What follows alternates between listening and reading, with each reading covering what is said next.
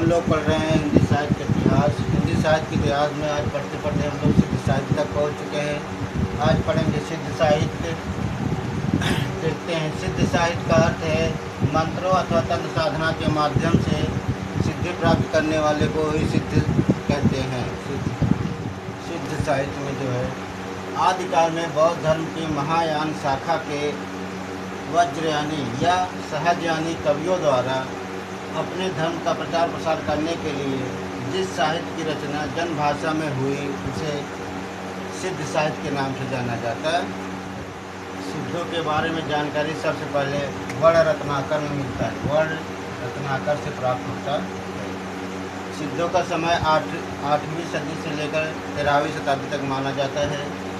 सिद्धों के प्रमुख केंद्र है श्री पर्वत, नालंदा, उड़ीसा, विक्रमशिला, बंगाल, नेपाल, असम, तक्षशिला, भूटान।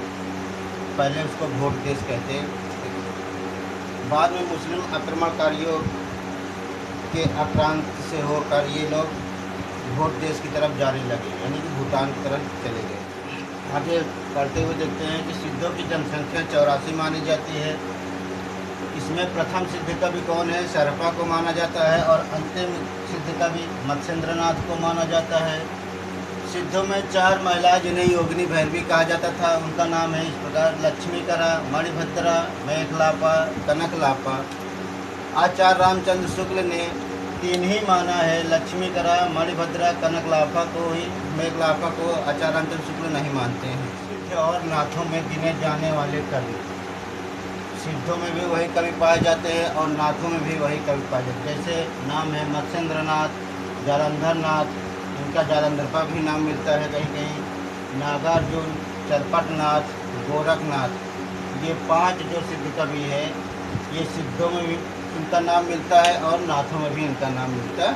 साहित्य का पता लगाने वाले प्रथम विद्वान कौन है, ये जानते हैं। सिद्ध साहित्य का पता सबसे पहले हरप्रसाद शास्त्री